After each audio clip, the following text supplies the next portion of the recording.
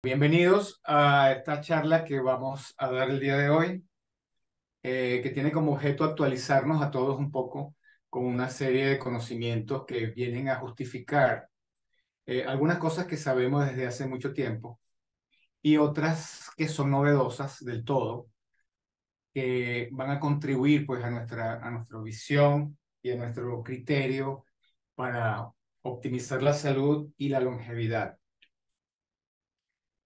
Entonces, la academia, el sistema de sanación y la red de sanadores, vamos a empezar hablando del tema de la autorregulación.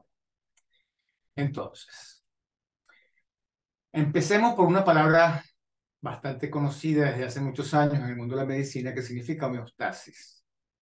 Es el trabajo constante del organismo por mantener un ambiente interno estable y relativamente constante, a pesar de los cambios que ocurran afuera. Lo cual no ocurre en realidad, pues el equilibrio es dinámico. Y la palabra homeostasis da como que si fuera algo más estático. Lograr un equilibrio y se logró. No, en realidad la nueva palabra que la sustituye es homeodinamia, porque estamos en un equilibrio totalmente inestable. Permanentemente estamos tratando de autorregularnos. Tenemos mecanismos de autorregulación para poder vivir y sobrevivir en el ambiente natural. Si hay calor, sudamos; si hay frío, titiritamos; si hay hambre, el cuerpo hace ayuno y busca los recursos internamente. Todos esos son mecanismos de autorregulación que cambian permanentemente en la medida que las condiciones cambian. La inflamación, por ejemplo, es un mecanismo de autorregulación en el cual el organismo responde ante una agresión física, química o biológica, o sea, un golpe, una infección, una quemadura. ¿Con qué objetivo? Limitar, contener y reparar el daño ocurrido. ¿Cómo funciona? Bueno, primero aumenta el flujo de sangre a los tejidos, los, aumentan el número de glóbulos blancos y de todas las sustancias que van dirigidas a controlar, por ejemplo, las plaquetas, a controlar la hemorragia, la defensa de agresores, los glóbulos blancos, los linfocitos, los anticuerpos. Y luego los macrófagos empiezan a comerse los tejidos rotos, destruidos. Vamos a desintoxicar los tejidos y posteriormente la reparación y reconstrucción celular a la mayor velocidad posible. Para que eso ocurra, tiene que ocurrir un aumento del flujo sanguíneo, lo que hace que el tejido crezca, se tumefacte, se pone tumor en forma tumefacta, se produce dolor, se pone rojo porque hay un aumento de los glóbulos de la sangre y se pone caliente. Esos son los mecanismos de la inflamación. Sin eso el cuerpo no se podría defender. Entonces fijen aquí, ¿ven la flechita chiquitica que estoy moviendo? ¿Sí? Bueno, Yo la veo, yo la veo. ok, cuando comienza un proceso inflamatorio, aquí ocurre el maltrato de lo que sea. El cuerpo libera una serie de sustancias inflamatorias, que son estas que salen en rojo. Aumentan las sustancias inflamatorias. En este momento, el organismo está cumpliendo con todas las fases necesarias para que se generen las condiciones ideales a alta velocidad que puedan controlar el daño y empezar la reparación de los tejidos. En ese momento, cuando ya llegamos a ese punto, empiezan a bajar las sustancias inflamatorias y empiezan a surgir, a elevarse unas sustancias inflamatorias, antiinflamatorias. De manera que el proceso inflamatorio no perdura ni se queda en el tiempo y crece infinitamente, sino que el cuerpo lo empieza a regular. Se dejan de producir las sustancias inflamatorias porque ya se limpiaron los tejidos, ya nos comimos las células muertas, ya tapamos el daño inmediato, ya hay glóbulos blancos ahí defendiéndonos de cualquier infección o cualquier sustancia que llegue, y empezamos a generar otro tipo de sustancias que son antiinflamatorias, citoquinas antiinflamatorias y una serie de sustancias que van a ir resolviendo gradualmente el proceso. A eso se le llama hoy en día resoleómica, el conocimiento de que tenemos mecanismos para resolver el problema nosotros mismos, De manera que hay un momento en que ya las sustancias inflamatorias desaparecieron por completo y las antiinflamatorias se elevaron, por lo cual hay una señal donde ya el proceso inflamatorio se frena y termina en la resolución total y definitiva. Sin embargo, la medicina alopática antibiótica, que va en contra de la vida, vamos en contra del dolor, vamos en contra de la inflamación en sí. Usamos antiinflamatorios, analgésicos, cortisona, antiinflamatorios diversos, los cuales producen el efecto contrario. ¿Por qué? Bloquean los mecanismos naturales de defensa, enlenteciendo la recuperación y producen una desinflamación artificial cuando nuestro organismo está diseñado para resolverlo por sí solo. Nosotros estamos queriendo resolver el dolor, me duele, se me va a hinchar, ay, pobrecito yo, es que necesito que se hinche y necesito que se caliente y necesito que todas esas cosas ocurran. Cuando eso no ocurre, miren lo que pasa.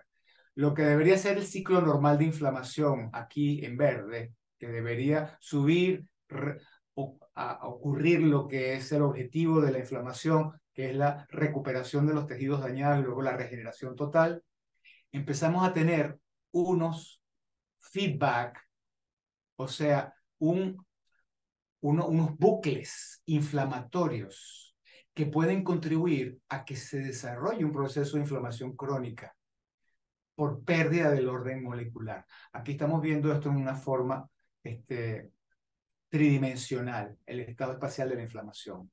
Entonces, la manera como nosotros tratamos la inflamación es totalmente anormal. No solamente lo hacemos así. Aprender a tolerar y a convivir con el dolor para permitir al organismo, al médico del organismo, al médico interno, que utilice los mecanismos de autosanación desarrollados durante millones de años de evolución para que sea efectiva y perfectamente la limitación del daño, defender al organismo y regenerar los tejidos. Con los antiinflamatorios bloqueamos los procesos de autosanación. Lo mismo ocurre con la fiebre, la gripe, la diarrea, el dolor en general. Nosotros tenemos medicamentos antifebrífugos, antigripales, antidiarreicos, antiálgicos, que bloquean los procesos que son de por sí autorregulados. ¿Por qué tengo fiebre? Porque tengo alguna sustancia que entró en mi cuerpo y tengo que subir la temperatura para acelerar los procesos de biológicos, bioquímicos que me van a defender. El cuerpo no va a tener una temperatura más allá de 40, 41, 42, porque se desnaturalizan las proteínas. La temperatura no pasa de 39, 40. Si pasara de 40 a 41 es porque hay una infección agregada, extra, una infección bacteriana posiblemente, en cuyo caso tal vez hay que tratar la infección bacteriana. Pero el proceso es natural. El moco, ¿para qué es la moquera? Bueno, para tratar de botar en forma líquida lo que entra en nuestro cuerpo en forma líquida. Todo entra por la piel y por las mucosas disuelto en agua o son gases que se disuelven también en el agua, se comprimen allí. La diarrea es lo mismo. La diarrea es una manera del cuerpo tratar de desintoxicarse de algo que te hizo daño y el cuerpo lo está botando lo más rápido posible. Si me tomo un antidiarreico, estoy impidiéndole al organismo expulsar los tóxicos y me voy a intoxicar. Y el dolor, pues, también es lo mismo. El dolor es una señal de que algo me hace daño. Si yo ignoro las señales de dolor, pues yo me voy a estar conectando con sustancias, con elementos externos a mí que me van a maltratar porque yo no los estoy sintiendo. El dolor está para que si yo toco una puya, yo retire la mano rápido. Toco la candela y quito la mano rápida. Es una señal de alarma. ¿De qué me sirve a mí bloquearla? Ahora, cuando se tratan de dolores crónicos y otros procesos, entonces lo que tenemos es que tratar de entender qué es lo que está pasando, porque no es lo mismo una enfermedad aguda que una enfermedad crónica. Y de eso se trata, de que tenemos que empezar a contemporizar con los trastornos agudos. Y cuando tenemos un proceso crónico, requerimos que un médico con experiencia, un médico biológico, que favorezca los procesos naturales, que favorezca la autorregulación, me trate sin intoxicar mi cuerpo, sin reprimir ni limitar los procesos naturales. Vamos a definir un concepto que es la senescencia, el envejecimiento celular. El proceso natural de la vida es que las células se mueren en algún momento y se duplican. Una célula, cuando está vieja, debería duplicarse. Y ellas se duplican y se duplican hasta que llega un momento en que no se duplican más. Se va enlenteciendo el proceso de duplicación. Entonces, una célula se debería morir y nacen dos nuevas. Cuando nosotros empezamos a envejecer, ese fenómeno complejo, inevitable, está relacionado con el decaimiento o la pérdida de las capacidades fisiológicas, bioquímicas y estructurales de un organismo, por lo que la vitalidad de los mecanismos de defensa, adaptación y regeneración disminuye. Se supera la capacidad de adaptación y se experimenta la senescencia celular. Y al dejar de cumplir su función normal, se empieza a generar una respuesta inflamatoria. Esa célula se convierte en una célula que libera sustancias que inflaman a otras, dando lugar a un estado de inflamación crónica que contribuyen a la aparición de un estado de envejecimiento degenerativo. Por eso hoy en día decimos que todas las enfermedades degenerativas que hoy en día conocemos, los infartos, los accidentes cerebrovasculares, el cáncer, las artritis, etcétera, son todas enfermedades causadas por el envejecimiento precoz o el envejecimiento degenerativo. Están asociadas al envejecimiento. Si lográramos detener el envejecimiento, podríamos evitar las enfermedades que vienen asociadas a él. Y eso es hacia donde avanza la medicina antienvejecimiento. Entonces, además de ocurrir esto que aumenta los procesos inflamatorios, esto contribuye a que haya una inmunosenescencia, o sea, el sistema inmune también envejece, se hace ineficiente y permite que las células senescentes, en vez de morirse, se acumulen en nuestros órganos, células que no se mueren. ¿A qué le suena eso? Al cáncer. El cáncer son células que no se mueren, células que viven eternamente. Pues empezamos a acumular células que no se mueren y que están inflamando a las demás, lo cual contribuye al desarrollo de inflamación, fibrosis, daño del ADN, desarrollo de agregados de proteínas, fallo de autofagia, que es el mecanismo natural para comerte a ti misma, ya vamos a ver de qué se trata, la lipotoxicidad, disfunción mitocondrial, que es la que produce energía, depresión de el adenosín nicotinamida, la generación de especies reactivas del oxígeno, que son los que nos oxidan, especies reactivas de oxígeno, ERO, y la disfunción de las células madre, progenitoras e inmunes. Fíjense, aquí tenemos la célula normal en crecimiento y ellas se dividen, proliferan, pero llega un momento en que empiezan a proliferar las células senescentes.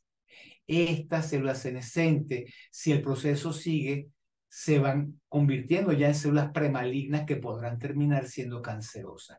Las senescentes son las azules, las cancerosas son las rojas. Las células senescentes son células que no se quieren morir tampoco. Dejan de replicarse, se hacen inmortales, resistiéndose a la apoptosis, que es la muerte celular programada. Esa es la muerte natural de las células. Necesitamos que el mecanismo de la muerte celular ocurra para que pueda haber duplicación también y para que no ocurra este fenómeno inflamatorio. Y además, con mucha frecuencia siguen siendo muy activas. De ahí viene el nombre de células zombie. Las células senescentes son células zombie porque hacen daño, siguen vivas generando procesos inflamatorios.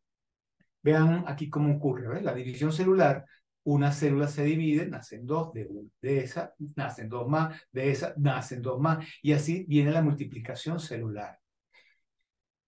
Los telómeros es la parte final de los cromosomas. Mientras nosotros nos vamos duplicando y duplicando y duplicando, llega un momento en que los telómeros se van acortando, vamos perdiendo el tamaño, el telómero se va disminuyendo y en la medida en que desaparece el telómero, eso implica que deja de ocurrir la mitosis.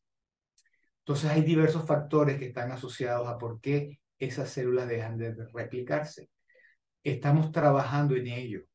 Se están produciendo telomerasa, una enzima que ayuda a regenerar los telómeros. Estamos descubriendo el gen antienvejecimiento que activa las proteínas para mantener esto. Pero mientras eso no ocurra, estamos envejeciendo. El envejecimiento es la acumulación de células envejecidas en nuestro organismo, que por la inflamación alteran el funcionamiento de las células sanas que las rodean. reclutándolas para que ellas también se conviertan en células inflamatorias, como un intento desesperado por inducir la regeneración del tejido. Pero en realidad no ocurre eso, sino todo lo contrario. Aumenta el daño. En otras palabras, el envejecimiento celular, si no es mitigado, propaga aún más el envejecimiento. El envejecimiento genera envejecimiento.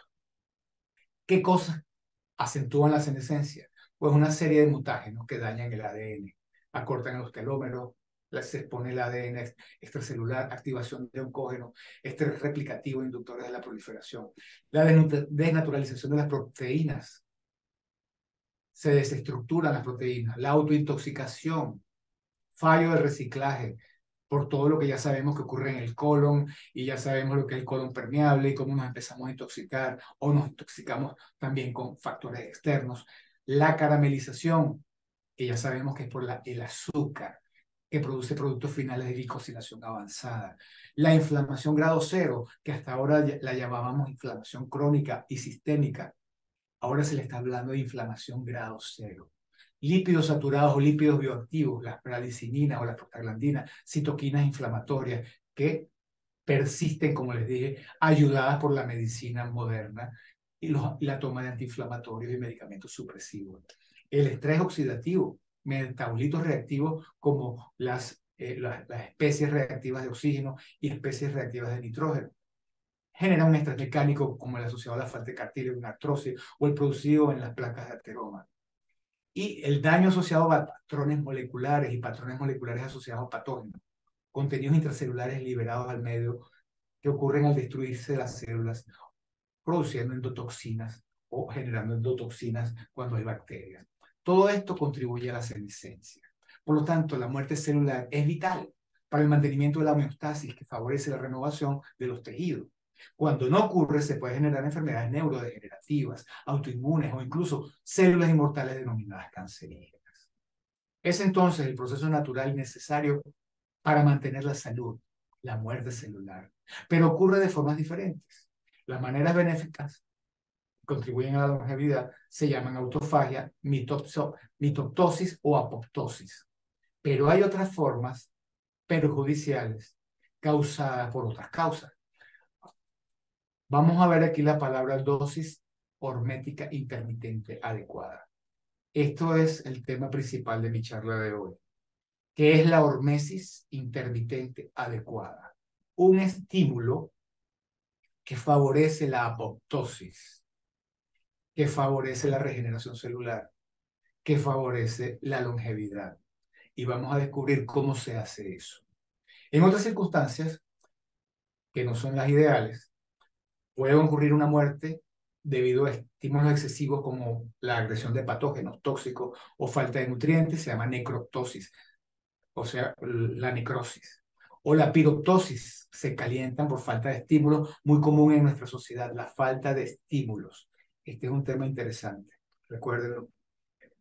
La falta de estímulos estresores adecuados para nuestro organismo.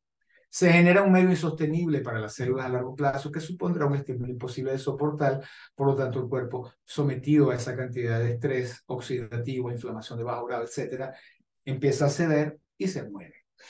Entonces vemos aquí, a mano derecha, las distintas maneras de muerte celular no programada. Esta es la fatal, la patológica, la oncosis, la piroptosis, la necroptosis. Pero a mano izquierda tenemos unas formas de morir, que es la apoptosis y que es la autofagia, en la cual vamos a tener la posibilidad de que hayan sustancias que el cuerpo puede utilizar para regenerarse, para regenerar otras células. Mientras que aquí hay un daño que es totalmente, que nos lleva a la muerte celular, citoquinas inflamatorias, contenido inflamatorio. Entonces, vamos a lo siguiente. Los factores externos o epigenéticos, o sea, lo que lo es genético, todo lo que está en nuestro ambiente, a lo que un individuo está expuesto y actúa sobre nuestro genoma, porque el genoma es afectado por la temperatura, por el frío, por el calor, por los cambios naturales, por las agresiones, por la lluvia, por la humedad. por la sequedad. Todo eso altera nuestro organismo. Por eso ese es el origen de la multiplicidad de especies. La diversidad biológica es producto a que epigenéticamente los animales se adaptan a los ambientes para sobrevivir. Entonces, esa es la manera como el cuerpo adquiere nuevos genes que le transmites a tus nuevas generaciones. Actúan sobre el genoma a lo largo de nuestras vidas, condicionando el estado de salud o enfermedad que se denomina exposoma, el cuerpo expuesto a los cambios ambientales. El exposoma es la suma de todas esas características. A nivel molecular se considera que el envejecimiento y la senescencia replicativa son el resultado de la interacción de los factores ambientales, el modo de vida, los intrínsecos, la cadena respiratoria, las hormonas, la respuesta inflamatoria, y los replicativos, el límite de Hayflick, que descubrió que hasta cierto punto las células se replicaban porque iban perdiendo los telómeros. Todos ellos son afectados por un factor común, el estrés. Entonces, recordemos que es el estrés, un desafío, un reto, un estímulo para la superación, un estímulo para la supervivencia, para que desarrolles mecanismos que te permitan adaptarte a los cambios. Y la palabra que nosotros conocemos en psicología, que nos dice que en la medida que nosotros nos sometemos a un estrés creciente, nosotros podemos adquirir la capacidad de fortalecernos y mantener la salud aún viviendo en un ambiente que sea estresante, agresivo. Esa capacidad, resiliencia, la capacidad de asimilar el estrés y fortalecerte, se basa en dos premisas, en dos habilidades, la capacidad de resistir y la capacidad de adaptarme. Psicológicamente hablando, lo conocemos como resiliencia.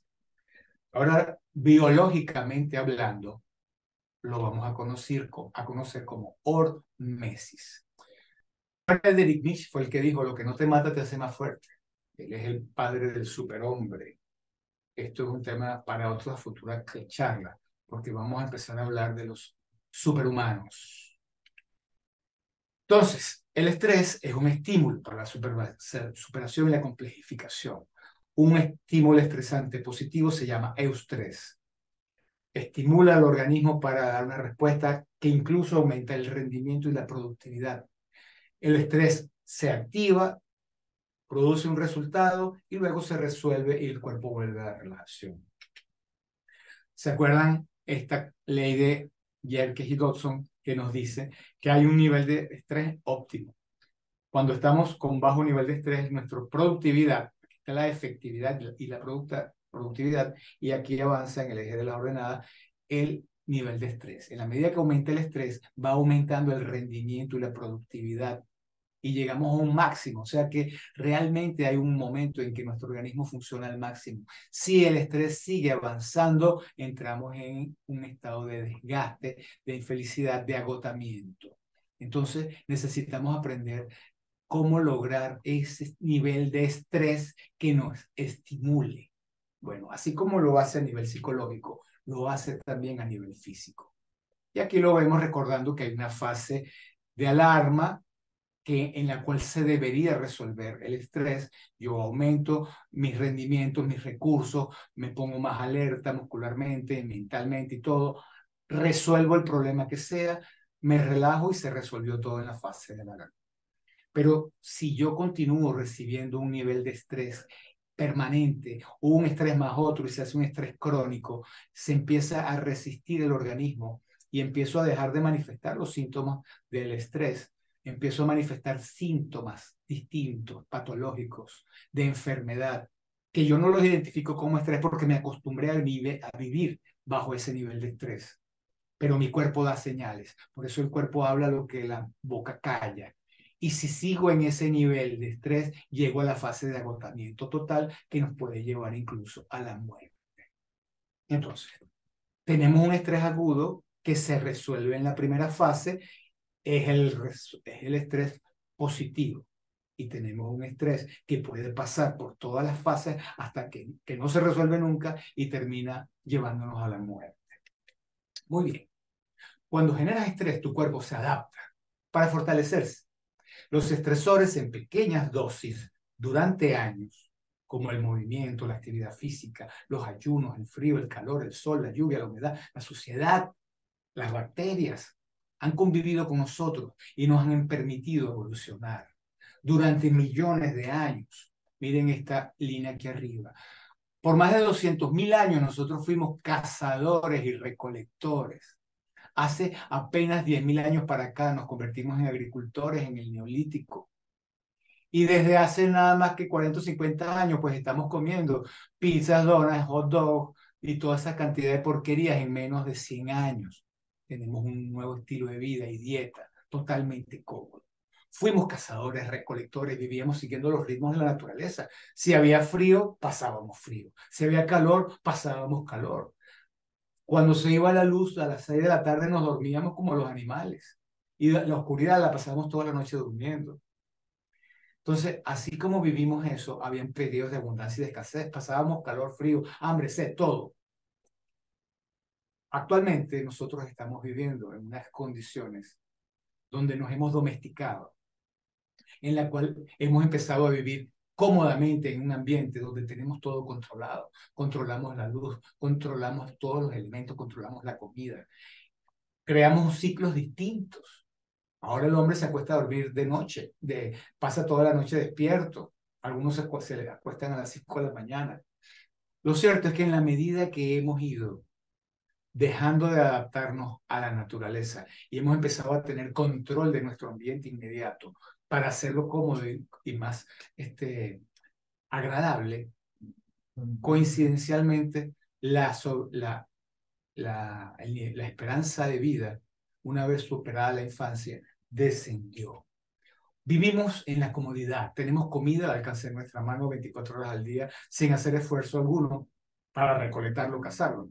Estamos frescos en verano y calientes en invierno. Usamos calentadores y aire acondicionado. La comodidad nos ha debilitado y nos ha hecho enfermar.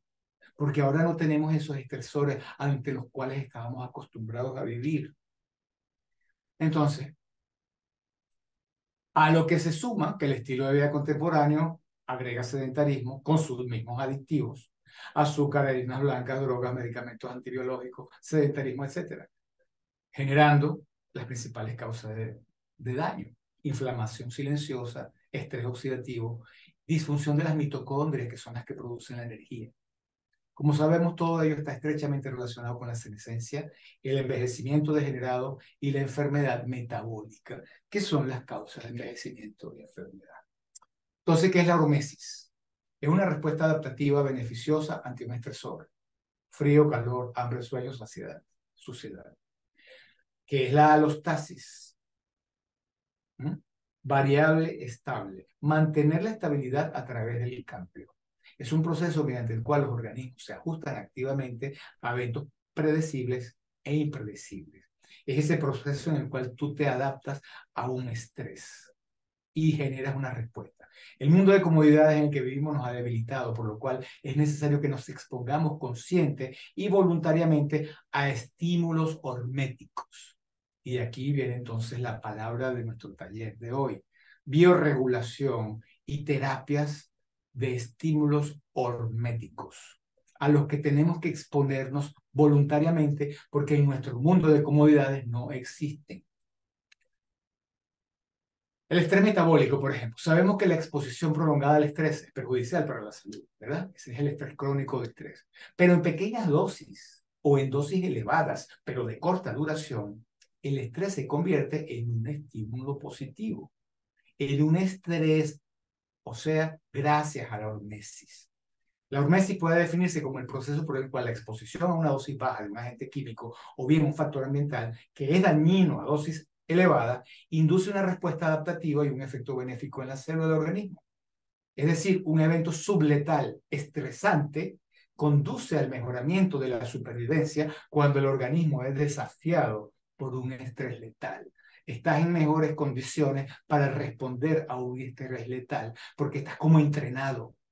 Estás básicamente entrenado. Entonces se trata de entrenar a mi organismo a soportar niveles de estrés terapéuticamente hablando que van a contribuir a la salud y a la longevidad. Paracelso nos dijo alguna vez que todo es veneno Y nada es veneno. Todo depende de la dosis.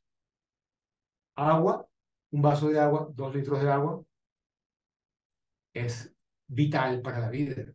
Tómate 20 litros de agua a ver qué ocurre. Cualquier cosa se puede convertir en un veneno. Entonces, en situaciones de estrés oxidativo, por ejemplo, se activan mecanismos de defensa antioxidante y compensatorios. Y eso explica por qué las células previamente sometidas a un estrés leve resisten mucho mejor un estrés intenso que las células no adaptadas. Es semejante a la respuesta inmune de la vacunación, pero la respuesta hormética no guarda memoria más allá de las 30 horas. Esto es importante. Se supone que cuando toma una vacuna, el cuerpo produce defensas contra eso y se guarda la memoria celular por muchos años. Algunas hay que repetirlas una vez al año, otras son para siempre. Bueno, resulta que la adaptación a la hormesis no dura más de 30 horas.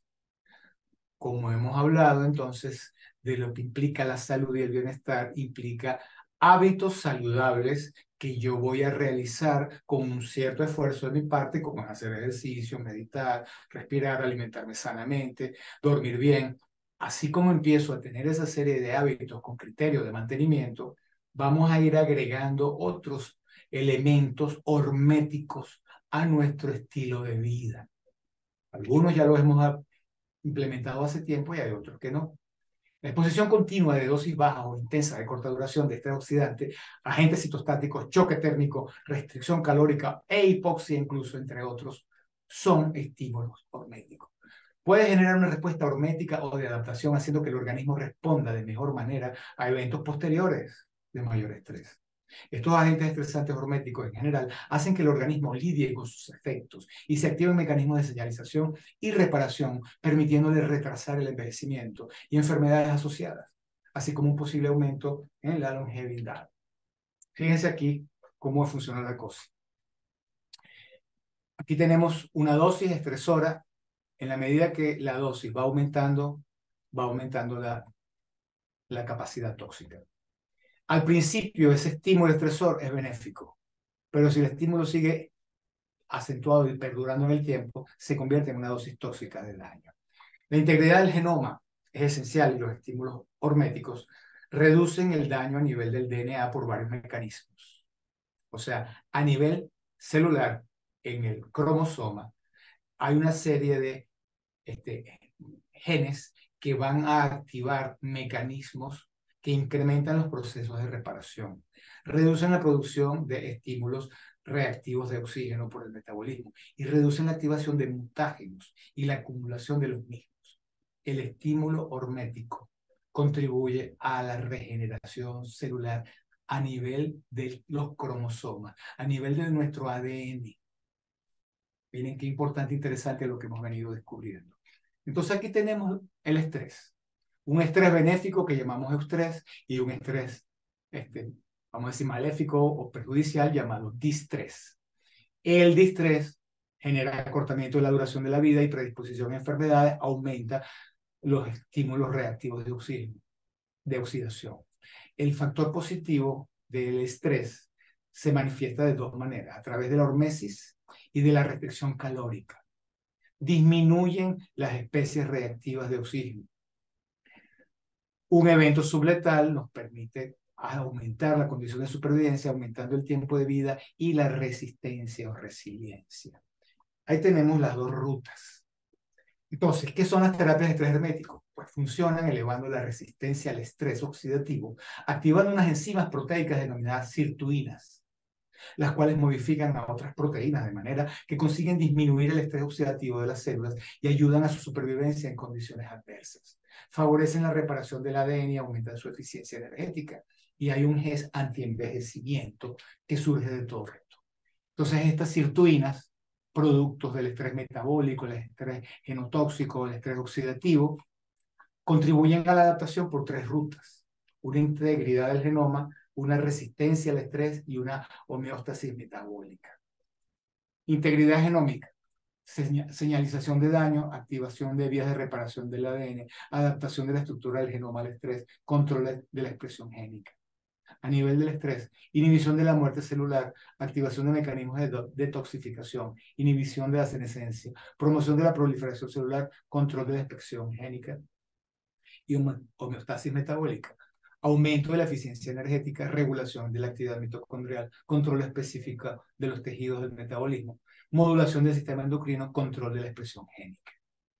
Entonces, todo esto está ocurriendo cuando este tipo de estreses de manera intermitente, a baja intensidad o a una intensidad grande, pero en poco tiempo, generan este estímulo para el organismo. Al parecer, comparten un denominador común metabólico, es decir, el incremento del metabolismo de las mitocondrias, porque todo es a nivel de la energía, y la formación moderada de los estímulos reactivos de oxígeno. Se controlan la oxidación, que inducen respuestas adaptativas, culminando en el incremento de la resistencia al estrés, la defensa antioxidante y el aumento de la longevidad. ¿Cuáles son los principales estresores horméticos? Bueno, primero la restricción calórica, el ayuno, comiendo comida real, ayunos de 12 o 24 horas, ayunos intermitentes o ayunos prolongados. El ejercicio intenso, el ejercicio poquito para el que no hace nunca nada, o el ejercicio aeróbico intenso para los que ya hacen ejercicio. El HIIT, el CrossFit, el estímulo de la musculatura, la exposición al sol. El sol en dosis periódicas y controladas a diferentes horas, evitando quemaduras, por ejemplo, el sol de la mañana, desde las 9 hasta las 10 de la mañana, o el sol de la tarde, desde las 3 y media, 4 de la tarde en adelante. Exposición al calor, sauna, vapor, sol. Exposiciones al frío, duchas frías, baños en la naturaleza, inmersión en hielo. La hipoxia intermitente. Hay unas técnicas, el método buteico y el método de Wim Hof y otros.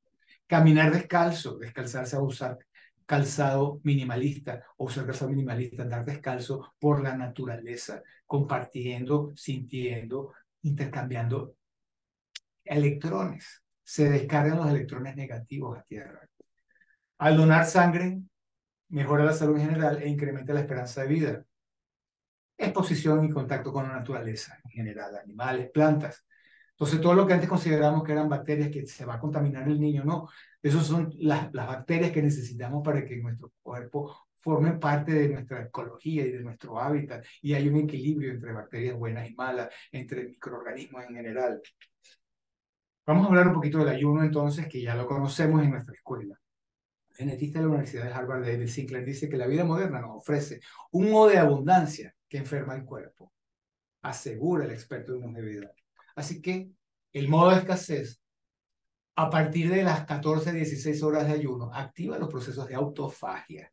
Y cuando una persona está sin consumir ningún alimento, ni proteínas, ni hidratos de carbono, ni grasas, o sea, como hacemos aquí, jugos o sopas, con fitonutrientes, minerales, vitaminas, pero sin hidratos de carbono complejos, grasas, ni nada de eso, empiezan a disminuir los niveles de insulina en las primeras 14 y 16 horas, lo cual genera procesos orgánicos y metabólicos de detoxificación y reparación celular.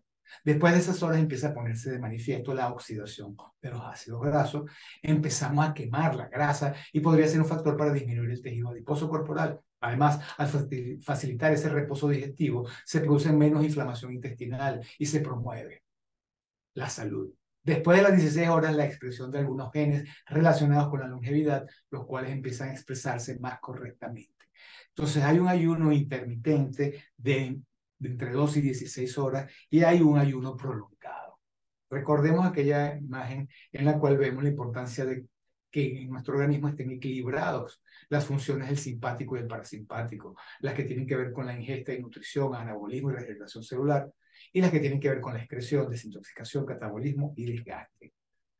Lo ideal es que nosotros no comiésemos más de 2 veces al día, para que durante 8 horas, lo azul, estamos en la fase de desayuno a las 8 de la mañana, 3 horas de digestión, luego 3 horas de asimilación, vuelvo a comer como a las 1, 2, 3 de la tarde y sigo otra vez repitiendo un ciclo de digestión y asimilación.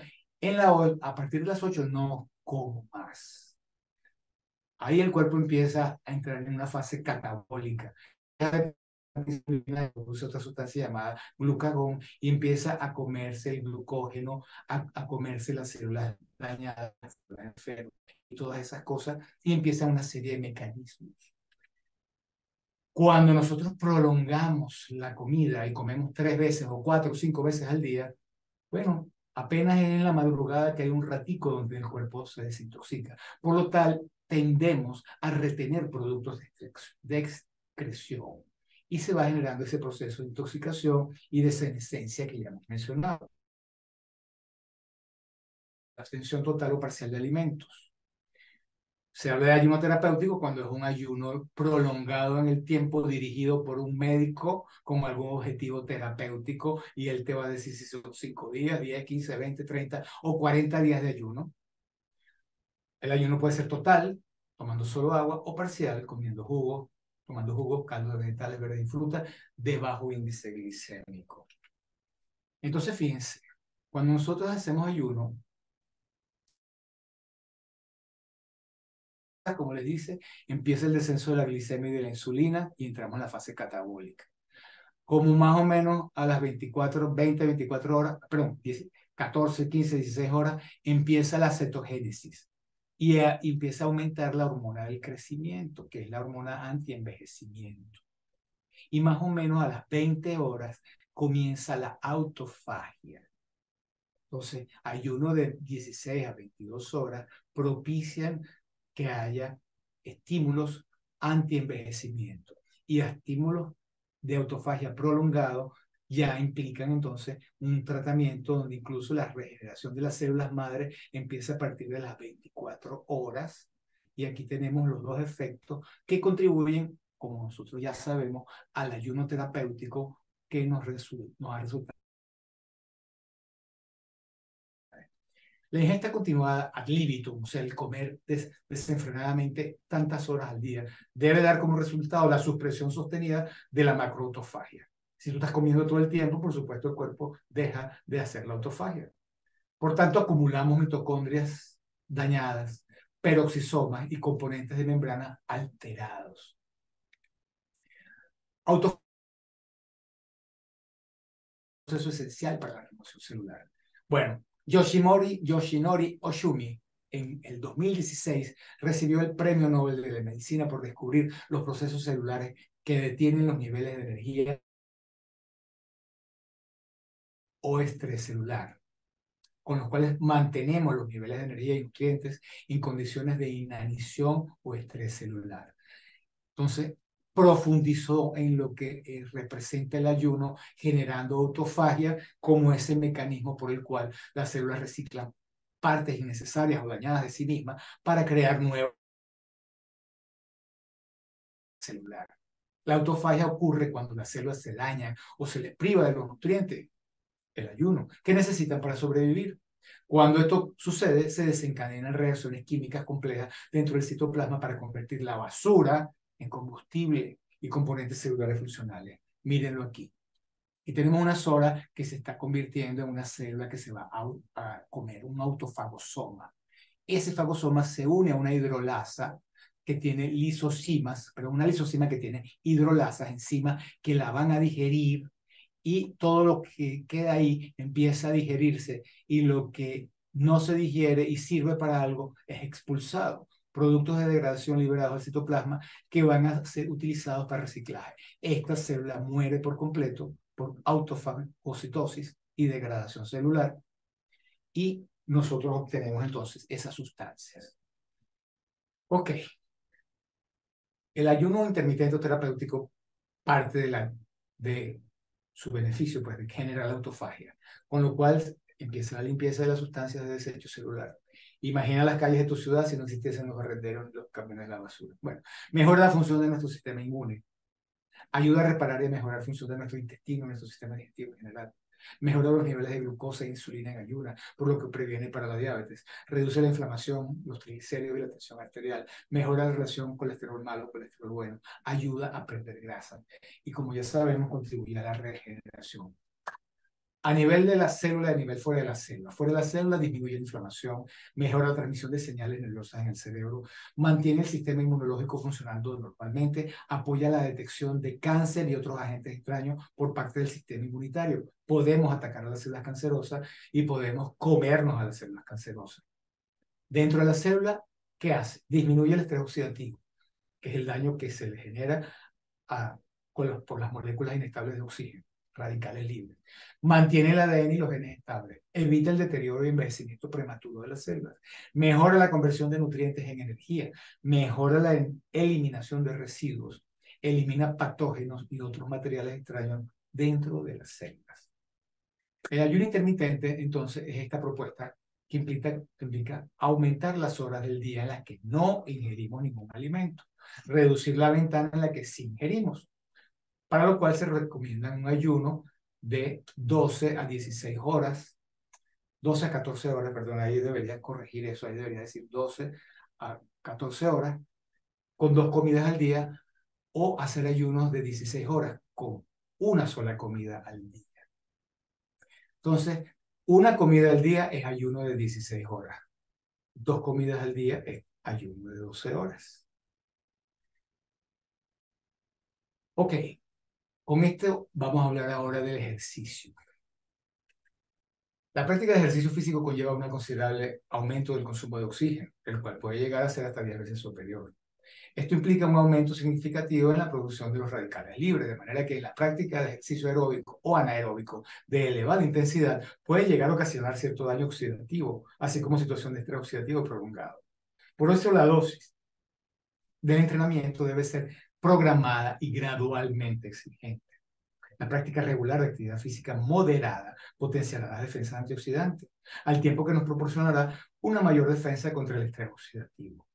Entonces, aquí vemos como un ejercicio de baja intensidad en condiciones basales va optimizando los ejercicios, los beneficios en la medida que vamos aumentando la intensidad del ejercicio hasta que llega un momento en que ya deja de serlo y se empieza a convertir en un daño oxidativo. Entonces, en la medida en que yo puedo ir entrenando a mi cuerpo a que acepte y adapte también a estímulos intensos, pero de corto tiempo, con una buena recuperación, yo logro ir aumentando mi fortaleza. Fíjense cómo nos lo muestran estos gráficos. Un ejercicio suave de 50-60% de la frecuencia cardíaca máxima. Recuérdense que todo tiene que ver con el corazón. Nuestro corazón mueve una cantidad de sangre por minuto y esa cantidad de sangre aumenta cuando hay exigencias, requerimientos como el ejercicio. Si yo logro activar mi frecuencia cardíaca de reposo, que puede ser 70 pulsaciones por minuto, un 50 o 60%, y la subo, por ejemplo, a 100 o a 110, eso ayuda y acelera la recuperación de ejercicios más intensos, incrementa el ritmo metabólico, aumenta la resistencia aeróbica, nos ayuda a quemar grasa. En esta fase estamos quemando grasa. Si llegamos al 70-80%, estamos en la potencia aeróbica, mejora la circulación sanguínea, la capilarización y la fortaleza de nuestro corazón. Nuestro corazón va a crecer en fortaleza, en tamaño, en grosor y en una mayor volumen de sangre por cada eyección. Si vivimos fíjense el tiempo, yo puedo estar entre 10 y 40 minutos a 80%. En 60 o 70 puedo estar entre 40 y 80 minutos, hora y media, más de hora y media, yo puedo estar quemando grasa. Entonces, las actividades para quemar grasa son ejercicios aeróbicos de larga duración para quemar grasa 1 hora, hora y media.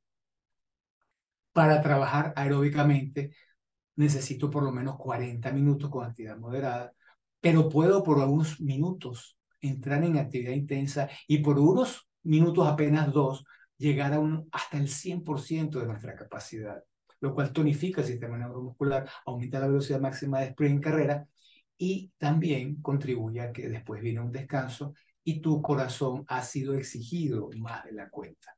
Aquí les voy a mostrar lo que yo he observado en mi persona. Yo le mido la frecuencia cardíaca a mis pacientes durante el ejercicio, pero no me la medía yo. porque yo sé que como yo estoy bien, llegando en una buena frecuencia, y siempre me mantengo en que no importa la intensidad que yo esté haciendo ejercicio, nunca me siento agotado. Sin embargo, hace como un mes decidí chequeármela yo y pedirle a otra persona que tomara la frecuencia y yo me la tomé todas las veces. Entonces, fíjense, normalmente mi frecuencia cardíaca máxima debería ser 220 menos la edad. Para mi edad, que son 67 años, sería 153 latidos por minuto. Esto equivale al 100% a la que yo pudiera tal vez llegar por 1 o 2 minutos. Y mi frecuencia de entrenamiento es 122 por minuto. Sin embargo, yo me sorprendí de que yo me vi a mí mismo en 170 y en 180 en los momentos de mayor intensidad, lo cual significa entre un 111 y un 120% más. Entonces, una frecuencia cardíaca de 170 máximo es la frecuencia cardíaca de una persona de 40 años de edad biológica. Yo me hice los test de edad biológica y auditivos y los test neurológicos y salí que tenía 40 años. Y fíjate que mi condición biológica me permite hacer esfuerzos intensos como el de una persona de 40 años. El HIIT, High Intensity Interval Training, entrenamiento de alta intensidad con intervalos de descanso y reposo. Entonces, ¿qué demuestra esto? Que mi condición cardiovascular es la de una persona de 40 años, mi condición biológica.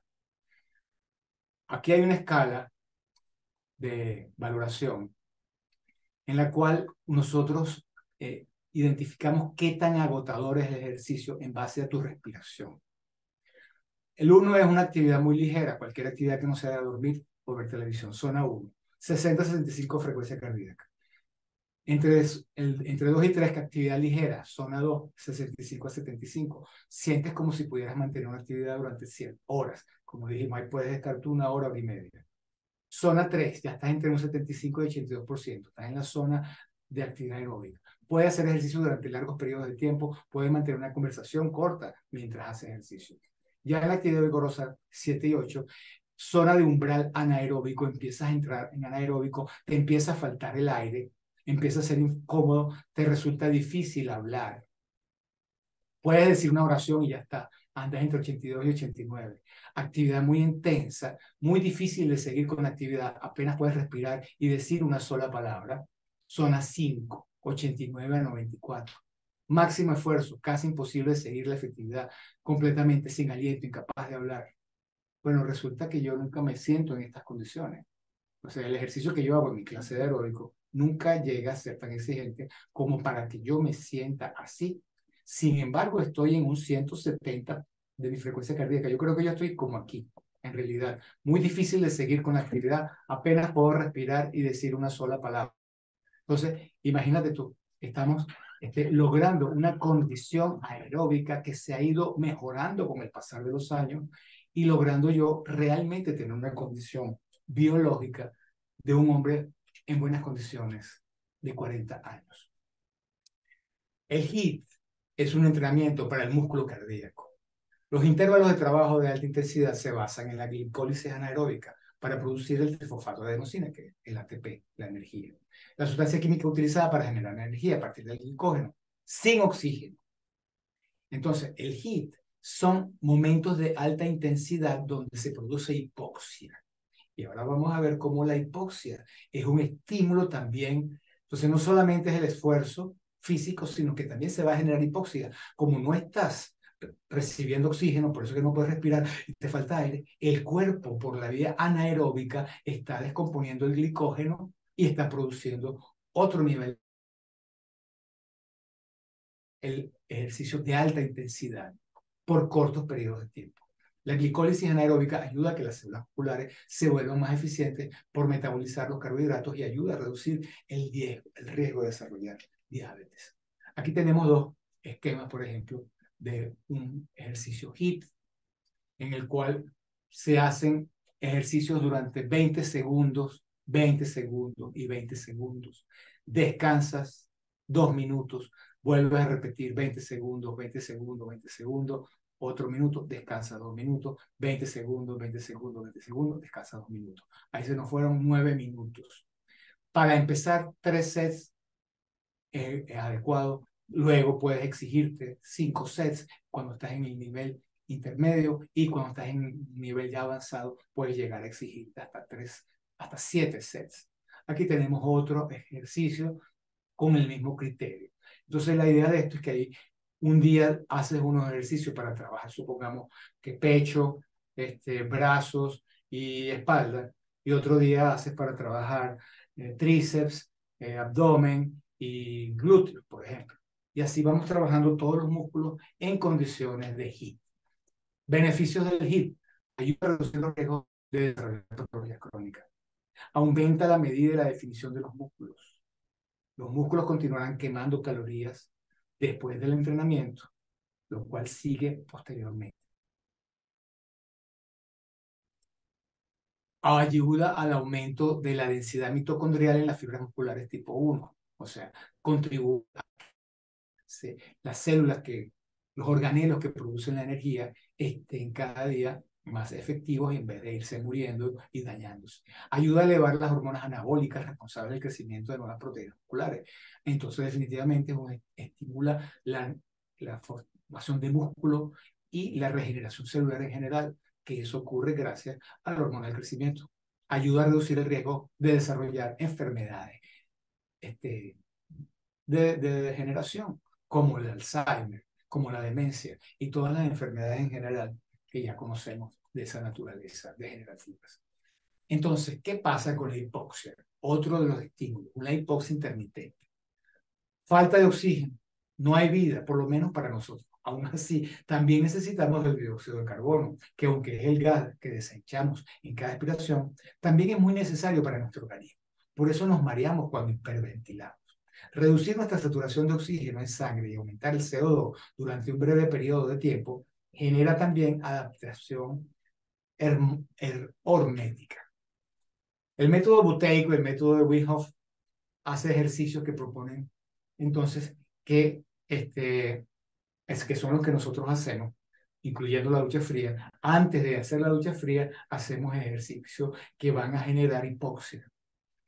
Consiste en hacer de 3 a 5 ciclos de respiraciones rápidas y profundas. Después mantenemos una apnea que va durando cada vez mayor cantidad de tiempo, a la cual apnea es porque botamos todo el aire y aguantamos la respiración sin aire.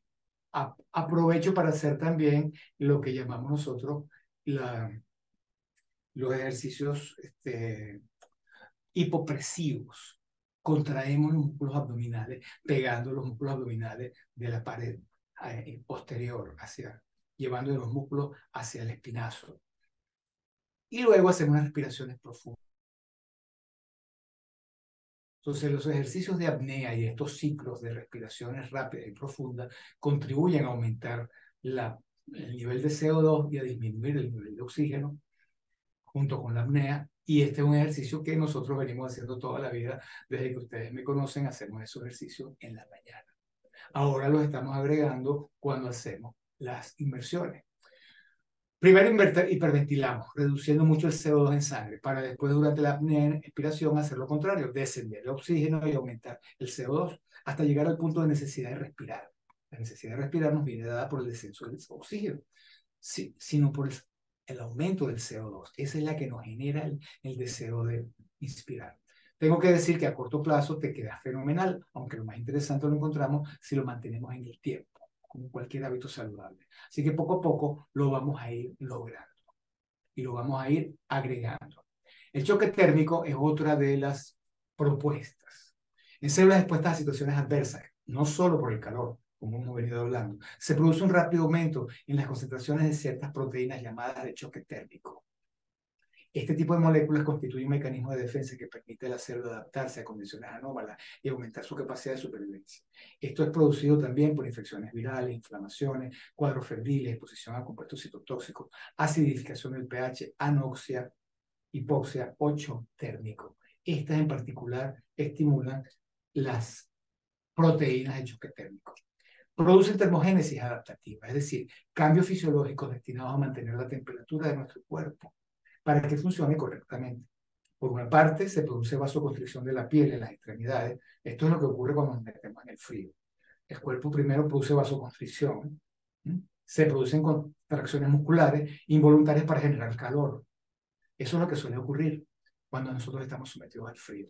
Vasoconstricción periférica para que la sangre vaya a los órganos internos, sobre todo al cerebro y a los riñones, que requieren de oxígeno permanentemente. Ellos no guardan glucógeno, necesitan y dependen del oxígeno que viene en la sangre y de la glucosa que viene en la sangre. Pero además somos capaces de desarrollar otro método de termogénesis activando los depósitos de grasa marrón. Ajá. La grasa que nosotros tenemos en la barriga y a veces en los glúteos y en el cuerpo, la gente que crece por sobrepeso, se llama grasa amarilla. Es una grasa que simplemente guarda energía, que luego, o sea, que la podríamos utilizar cuando hay autofagia para vivir en momentos de dificultad. Pero tenemos una grasa que se encuentra entre la zona intercostal, debajo de las axilas, que se llama grasa parda, cuyo trabajo es la termorregulación, producir energía en el momento que hay frío. Aumenta nuestro metabolismo y la activación de la grasa parda. Y la grasa blanca, si tú te empiezas a hacer exposiciones al frío frecuentes, empezamos a sustituir la grasa de obesidad por grasa parda y empezamos a tener una mejor respuesta ante el frío porque ahora tenemos más grasa, pero con características pardas, termorreguladoras. El frío intermitente fortalece el sistema inmune, estimula el sistema nervioso y es que la secreción de hormonas de estrés están relacionadas a la activación del sistema nervioso vegetativo. Reduce la frecuencia cardíaca basal y fortalece el corazón. Previene la enfermedad cardiovascular, cáncer y la diabetes, pues regula también la sensibilidad a la insulina y los niveles de glucosa en sangre. Combate la inflamación a través de la secreción de hormonas de estrés, como el cortisol, y también mediante la adiponectina, que se libera entonces con el frío. Alivia el dolor, la congestión y tiene un efecto antiinflamatorio. Favorece la longevidad, activando genes como el TRAP1, DAF16 y ralentizando el metabolismo produciendo menos radicales libres. Mejora la calidad del sueño, combate el estrés y la depresión por liberar endorfina y dopamina. Mejora el estado psicoemocional. Todo esto lo podemos lograr con las inmersiones en frío, las exposiciones al frío, simplemente con la regadera de agua fría durante 4 o 5 minutos antes de ir a dormir, bañándonos en la noche o bañándonos en la mañana. ¿Qué ocurre con la exposición al calor? Bueno, la exposición al calor también tiene efectos valiosos. El sauna, el vapor, el choque térmico después de salir del vapor. Cuando te metes en el vapor ocurre lo contrario, vasodilatación. Se vasodilata el cuerpo para sudar y botar agua y mantener la temperatura interna regulada. Y luego te das un baño de agua fría y se produce la vasoconstricción. Y de ahí genera gimnasia vascular. Los vasos se mueven, hay choque térmico, mejoramos, evitamos la producción de placas de arteriosclerosis, porque si eso lo estamos haciendo continuamente, nunca se te va a pegar una placa ahí que se solidifique. Mejora el rendimiento deportivo. Cuando uno entrena en condiciones de frío o de calor, el organismo se ve estimulado a trabajar en condiciones difíciles y aumentan sus capacidades para responder en condiciones más fáciles. Mejora la termorregulación. La sudoración nos beneficia. El calor aumenta el riesgo sanguíneo, el número de glóbulos rojos y el volumen plasmático, reduciendo al mismo tiempo la frecuencia cardíaca durante los entrenamientos, lo cual puede beneficiarnos. Promueve una mayor biogénesis mitocondrial, lo cual representa una mayor capacidad energética y buenas noticias de oxidación de ácidos grasos en ejercicio aeróbico, aunque eso dependa de otros muchos factores. Total, ha demostrado mejorar la oxidación de las grasas, ejerciendo un efecto ahorrador de glucógeno interesante desde el punto de vista del rendimiento deportivo. Según ciertos estudios, un entrenamiento intenso en condiciones de mucho calor, como una sauna, podría elevar la hormona del crecimiento, elevar el metabolismo y mejorar la sensibilidad de la insulina. Produce una respuesta anticatabólica por la liberación de proteínas de choque térmico, que ya las mencionamos. La actividad física y el sol. El sol también es un estímulo. Los rayos ultravioletas, como ya les dije, en ciertos horarios nos ayudan, en otros nos queman. Cualquiera de los dos, tanto el calor como el sol, pueden ser estímulos de acuerdo a la dosis que utilicemos y el tiempo que lo hagamos. Por último, vamos a hablar de los alimentos antioxidantes. Los alimentos vegetales ricos en antioxidantes son los que más activan el gen del antienvejecimiento. La sirtuina 1. ¿Se acuerdan que les hablé de una enzima llamada sirtuina que está a nivel del núcleo en los cromosomas?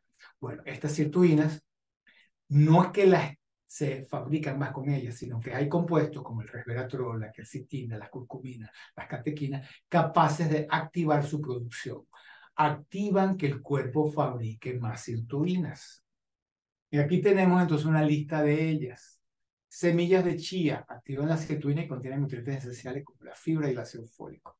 La canela también activa las sirtuinas y contienen polifenoles, compuestos con propiedades antioxidantes y antiinflamatorias. El cacao, un 85% cacao. El nutriente que activa la sirtuina es la epicatequina, un poderoso tipo de antioxidante que también se encuentra en el té y las uvas. Además es rico en polifenoles. El aceite de oliva extra virgen, los polifenoles activadores de sirtuina, en este caso son la oleuropeína y el hidroxitirosol. El cale o la col aporta una gran cantidad de nutrientes esenciales como calcio, vitaminas, fibra y antioxidantes. El vino tinto, el resveratrol, una actividad natural de sirtuinas, un activador de sirtuinas. Otras sustancias, la col rizada, el brócoli, la uva, la fresa, la cebolla, el apio, la chicoria roja, los arándanos, la soya, el perejil, el té verde, el té matcha, trigo, sarraceno, la cúrcuma, las nueces, rúcula, chile picante, alcaparra y café. Todos estos tienen antioxidantes que contribuyen a estimular la producción de curcumina, perdón, sirtuinas. Aquí les voy a dar entonces mi recomendación final para llegar a las conclusiones. Como el efecto hormético no dura más de 30 horas, nosotros deberíamos entonces exponernos al agente inductor todos los días. Entonces yo les estoy haciendo una propuesta aquí que de repente yo la hago. Unos días hago una cosa, otros días hago otra. Los martes, jueves y sábados yo hago ejercicio de 1 hora y 15 minutos aeróbicos, en los cuales hago series de dos o tres series de ejercicios de alta intensidad que generan condiciones hipóxicas. Ese mismo día puedo hacer una inmersión en hielo o ejercicios respiratorios, con los ejercicios respiratorios también, de manera que de paso ayudo a eliminar la inflamación que genera y mi cuerpo se recupera mucho más rápido del ejercicio intenso. Estoy preparando una bebida hormética con canela, cúrcuma, jengibre, té verde, cacao en polvo y vino tinto, y me la tomo 3 veces al día. Y hago ayuno intermitente de 12 horas, como 2 veces al día. Los días impares hago ejercicios de 20 minutos, alternando los grupos musculares, pero HIIT. Hago calor, me meto en el sauna, en el vapor, y luego hago la regadera fría. Consumo la bebida hermética también y hago ayuno intermitente de 16 horas, como una sola vez al día. Entonces, diversos estímulos horméticos los he incluido a mi estilo de vida y estoy propiciando que mi organismo, de una manera o de otra, tenga todos los días los estímulos horméticos que necesita para contribuir a perdurar en ese estado de salud y de bienestar. Y colorín colorado, hemos dejado de compartir. Muy bien, muchísimas gracias por haberme acompañado en esta disertación. Abrimos el ciclo de preguntas y respuestas. Katy, por favor, Wow, maneja a las Juan, personas que refrescamiento y preguntas. me encantó la última conclusión, así que yo voy a anotarme y voy a ser la primera en hacer eso. Tiene la manito levantada Valentina, adelante. Bueno, nada, tal cual como dice Katy, creo que Doc has alcanzado a mostrar en una lámina, por lo menos del nivel de comprensión que yo tengo. Yo te lo puedo resumir así. En una lámina tengo las metas del 2024. Sí, Ok, ¿ok? Ese es muy bien. ese es mi comentario. Hecho, te ayudaré a lograrlo. Sí, sí va. Ya le dije a Pili que nos tenemos que cambiar la lista del mercado. Voy a empezar por la lista del mercado. Esa es mi primera tarea. Ok, ahorita te invito a tomarnos un tecito de cúrcuma con jengibre, con no sé qué, ¡Diva! y una copita de vino. Tinto, ¡Diva! ¿What? vino tinto. Una. Jengibre, cúrcuma y Jengibre, vino tinto. cúrcuma, canela, cacao en polvo, que lo acabo de traer ayer. Estuve por allá en Chuao, en Aragua, y traje el cacao en polvo, té verde. Hay otros elementos que a lo mejor si uno los tiene, otros te los comes en la comida, como viste, hay muchas sustancias que tienen, o sea, todos los antioxidantes en general nos ayudan. Y como sabíamos que hemos estudiado, cada antioxidante está asociado con un color en particular, con un color en particular de la cutícula de la piel, de la fruta, del fruto o de lo que sea que uno está comiendo, que es el que nos protege de la luz solar, del aire. Son justamente esos antioxidantes valiosos que el organismo tiene. Buenísimo, doctor. Tiene la mano levantada Yainza Andara. Hola, Hola. doctor. Hola a todos, un gusto, excelente, me encantó bueno, el conocimiento de estos estímulos horméticos para nuestro bienestar y de todo este proceso.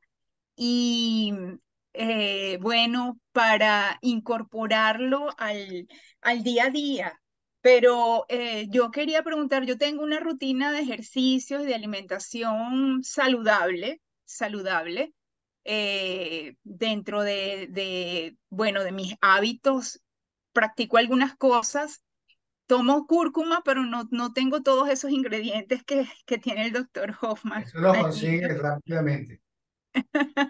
Están buenísimos y bueno, me encantó el alternar, pero me está pasando algo, hago muchísimo ejercicio y me da un dolor en un brazo y me llamó la atención, me da un dolor y Sí. me he hecho terapia y cuando hago ejercicio, ese dolor desaparece. En el medio del ejercicio, el dolor no existe. El dolor aparece es en otro momento, o sea, entonces mi pregunta viene asociada, ¿ese dolor puede ser relacionado con estrés? Bueno, habría que tocar el sitio a ver si a la presión hay dolor, o sea, si hay un proceso inflamatorio crónico allí. Cuando uno hace ejercicio y los músculos se calientan, uno puede que no sienta el dolor, porque se están liberando muchas sustancias durante el ejercicio, entre ellas analgésicos, pues las endorfinas y las encefalinas se liberan con el ejercicio.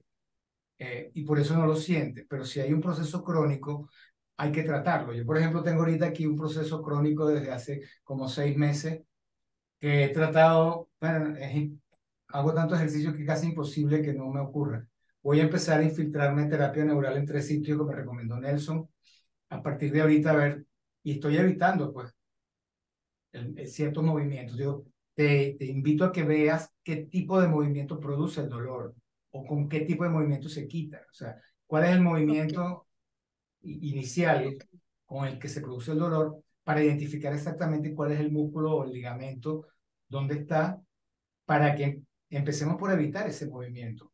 Haz todos los demás ejercicios, pero evita ese movimiento mientras ese tejido tenga que recuperarse.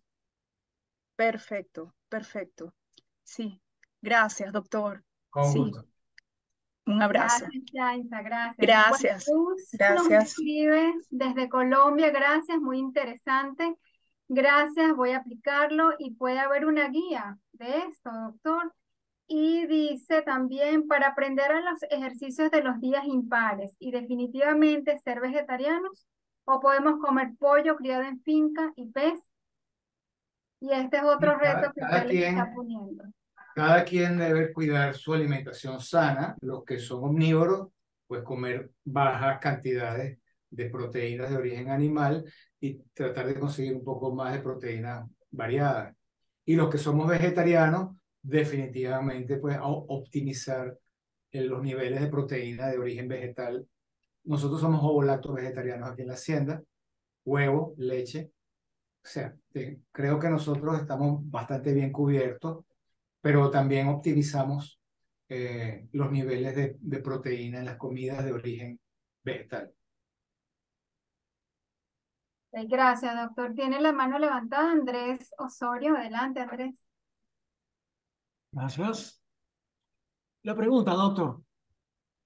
Por ejemplo, la gente que vive en Beijing, el peor aire del mundo, y estas respuestas horméticas eh, recomiendan cierta toxicidad, como usted estaba explicando, para generar esta enzima, sirtuinasa. La Este, sirtuina, la sirtuina. ajá.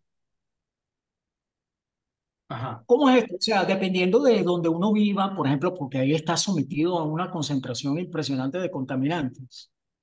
Este, esto requiere de un régimen especial de ejercicio, alimentación, por ese ambiente donde vive, que no sería lo mismo que vivir aquí entre Sí, estas claro. montañas. Okay. Los niveles tóxicos aceleran todos los procesos de envejecimiento y degeneración, como ya lo vimos, sea tóxico de sol, sea tóxico de gases, sea tóxico de sustancias químicas que tú ingieras por la alimentación. En este caso está en el aire.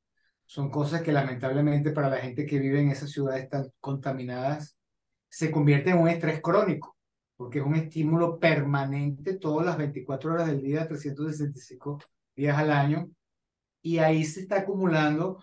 Tienes que consumir cada vez más antioxidantes y, o sea, podrías intentar contrarrestar eso extremando este tipo de medidas.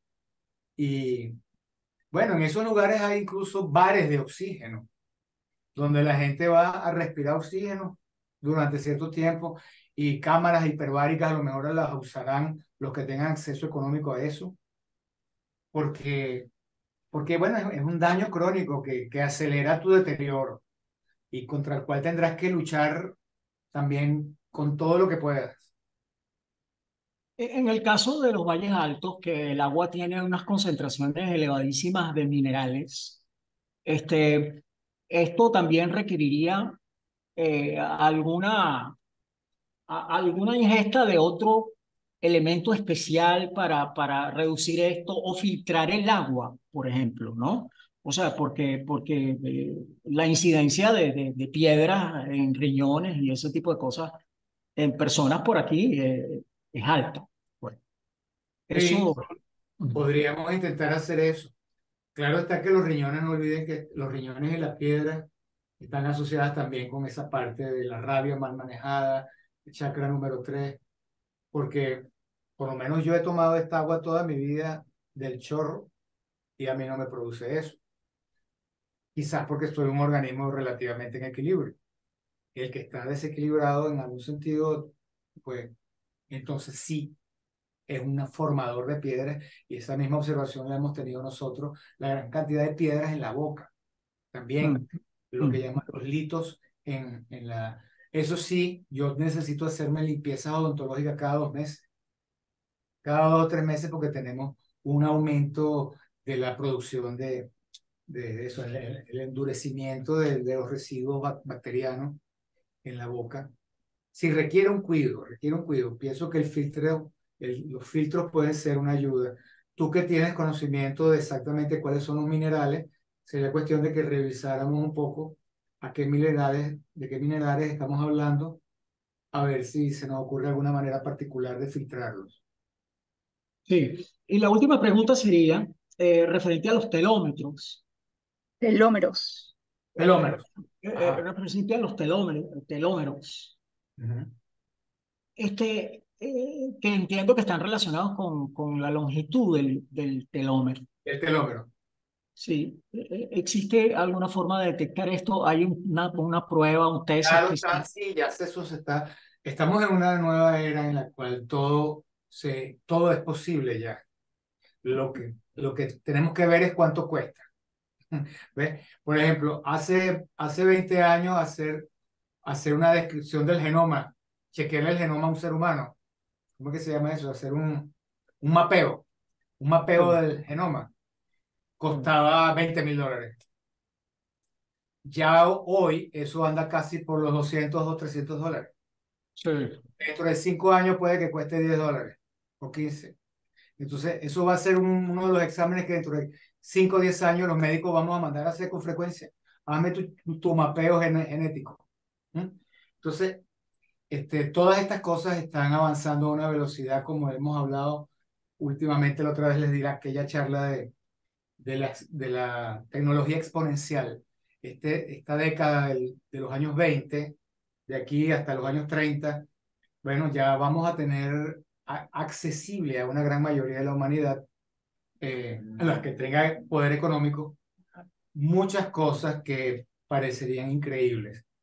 Pero ya estamos muy, muy cerca de allí, ya estamos muy cerca de eso, de lograr, o sea, las células que no se mueren, las senescentes y las células cancerosas, regeneran los telómeros, sobre todo la cancerosa.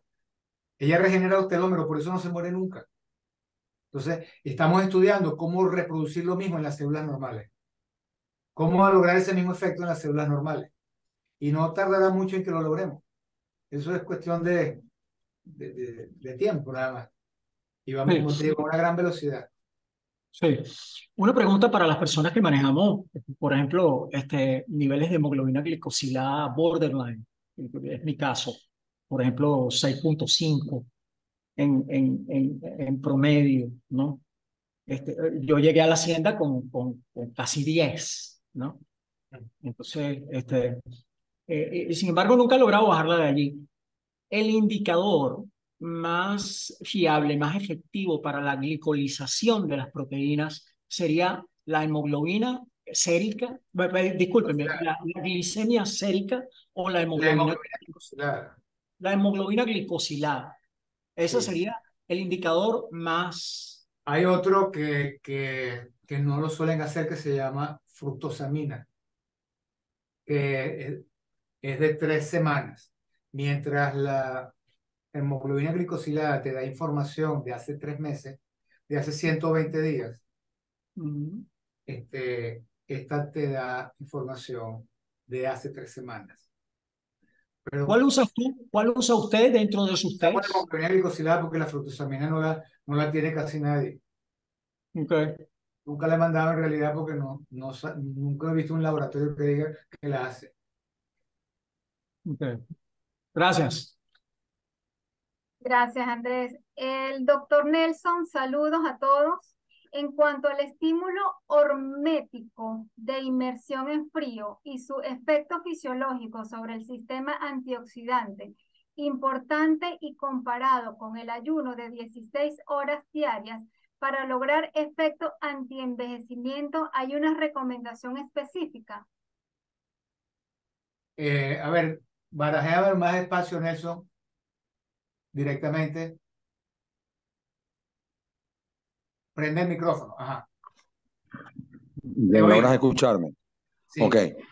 Sí, si nosotros comparamos el efecto hermético que tiene las inmersiones en Ayuno. frío, El frío. con- Con el con- ayuno. comparado, sí, comparado con el ayuno de 16 horas diarias, ¿qué información nos puedes aportar allí, recuerdo, en relación a el efecto antienvejecimiento? Bueno, no te sabría decir cuál es exactamente la magnitud de cada estímulo, pero yo creo que deben ser más o menos equivalentes. Pero es algo que yo asumo. Asumo como que debe ser más o menos equivalente. Ok, Una, ok, un ayuno de 16 horas, al igual que la inmersión en frío, entre la hipoxia y el frío, se producen una serie de respuestas intensas que tú las sientes inmediatamente.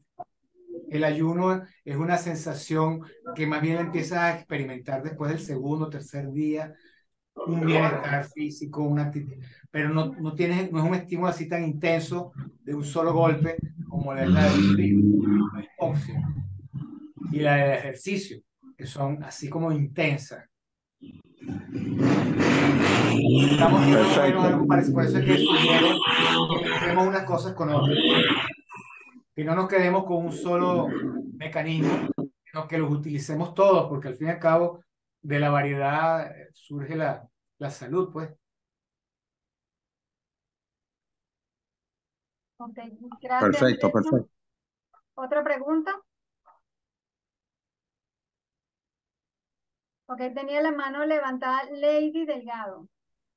Sí, ¿me escuchan? Sí. Perfectamente. Sí. Hola, doctor. Bueno, Hola, ¿cómo estás, pasé Leida? el fin de semana en su hacienda. Ah, qué Excelente, rico, qué lugar maravilloso. Bueno, paciente del doctor Nelson.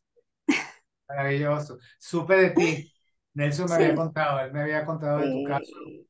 y que te íbamos a empezar a atender. Ajá, sí, bueno, de verdad. Estuve un poquito mal del estómago allá. No sé, algo. Bueno, vengo con este problema desde la inmunoterapia, ¿no? Mm. Entonces, bueno, pasé ayer, antier, el sábado, pasé un poquito mal en la tarde. Después del almuerzo, empecé con el malestar del estómago, pero bueno, me dieron yuca, ¿cómo se llama? Bonchuc. Me dieron el Kombucha. probiótico, Ah, el kombucha. kombucha. Te dieron Eh, kombucha, que es un ajá, probiótico. sí, y eso mejoró un poquito. Ok. El caso tuyo, porque Y no bueno, sé. nada, bueno, no sé si Nelson más o menos le ha contado, me dio un cáncer de riñón y después, al año siguiente, tuve una recaída con el hueso ilíaco y la cadera. Bueno, y unas manchas en el pulmón, pero todavía el del pulmón están ahí muy pequeños que Bueno, aló.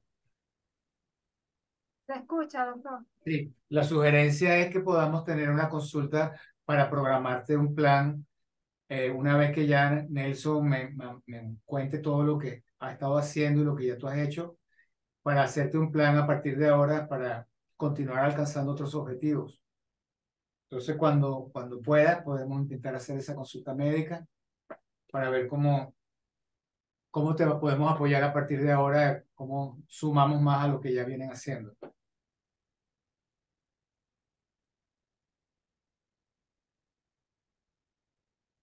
Yo quisiera hacer otra pregunta, doctor, porque es primera vez que yo veo este material.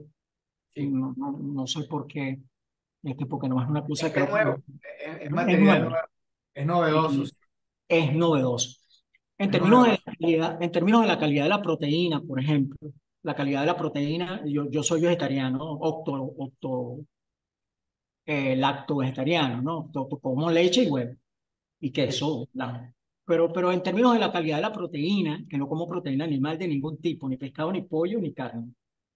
Este, la carne de soya, vamos, que no es carne de soya, la proteína de la soya, este, ¿cómo se compara, por ejemplo, con la proteína de otros vegetales? Usted diría que esa es la proteína de mejor calidad, la proteína de las arvejas, de los granos. Porque es un poco difícil, sin embargo, yo tengo niveles de proteína en sangre normales, pues. Claro.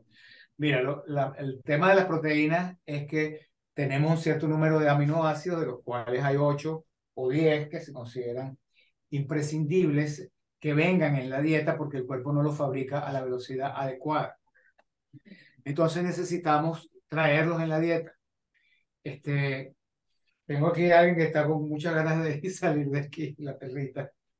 Ah, entonces, uno, cada vez que come, esos aminoácidos pasan a la sangre y se llama pool de aminoácidos.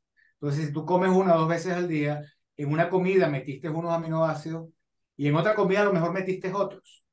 Entonces, no es imprescindible que tú metas los 8 o 10 aminoácidos esenciales en la misma comida. Tú puedes meter unas arvejas que a lo mejor tienen de los 8 aminoácidos, tienes 5. Y luego te comiste hasta unas lentejas o una avena, que entre la avena y la lenteja, por ejemplo, se considera que entre las dos se complementan las 8 aminoácidos esenciales. Entonces, tú estás compensando entre unas y otras y al final tú tienes los niveles, si comes las cantidades de proteína que uno debe comer, o sea, una cantidad no menor de 150 a 200 gramos de proteína diaria, a menos que tengas ejercicios de alto impacto y con masa muscular que pueden llegar a requerir hasta, bueno, 700, 800, 1000 gramos de proteína al día, que son excesivos, pero eso lo hace un físico-culturista que haga pesa y quiere aumentar masa muscular permanentemente. Pero para nosotros la dosis que se considera es alrededor de 150, 200 máximo, 300 gramos de proteínas al día. Bueno, en el caso de las mujeres embarazadas, Sí, hay una dosis mayor porque hay estamos una alimentando. dosis- Sí, podrían una dosis conservar mayor. disculpa, podrían conservar dietas vegetarianas estando Sí, embarazadas. claro, perfectamente, Sí, totalmente vegetariana, si está bien balanceada, sin ningún inconveniente. Solo necesitamos darle los aportes necesarios, asegurarnos que la dieta que esté haciendo esté bien balanceada bien. y variada, balanceada y variada. A mayor Hablando variedad, de embarazo, hay un comentario de Erika Guedes, dice, doctor, el ayuno es recomendado en búsqueda de embarazo, el ayuno teniendo endometriosis. Lo que había visto en YouTube e Instagram, cuentas de algunos médicos y nutricionistas que no sugieren ayuno en ninguna de estas dos condiciones. Pero yo prefiero, usted me aclare, porque es mi médico y seguiré la pauta sugerida. yo Muchas trato la gracias. endometriosis y la fibromatosis y la miomatosis y los cánceres. El ayuno es uno de los instrumentos que utilizamos. Por Claro, supuesto que no durante el embarazo, es un tratamiento previo a cualquier proceso de gestación. Primero, tratar tu condición personal, que no solamente es con el ayuno, sino con los elementos emocionales y terapéuticos, etcétera, que nos ayuden con la problemática, que ya sabemos que es multifactorial, en la cual, pues sin duda, para mí sí es un instrumento más de los que yo utilizo. listo. ¿Alguna Bueno, otra pregunta? Pues ya estamos en la hora, doctor, 4:08. ok, entonces estamos listos por hoy.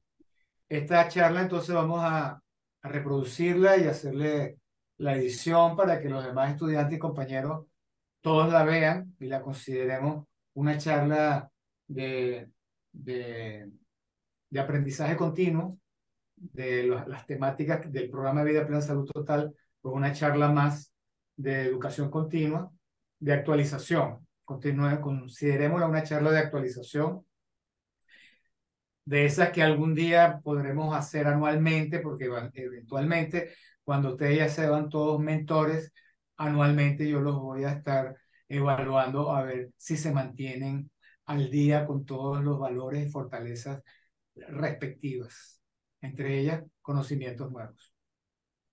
Chévere, Bueno, doctor. Lady Delgado pide una consulta, entonces tiene su coach para refrescarle. Ella estuvo en Hacienda. ok, Ok, Bueno, me vamos a lo comunico. agendamos por llama privado. directamente a Ujú. Neidis, que es la de la recepción, o a Carmen, que es la que Acá. maneja mi agenda. Carmen Herrera maneja mi agenda.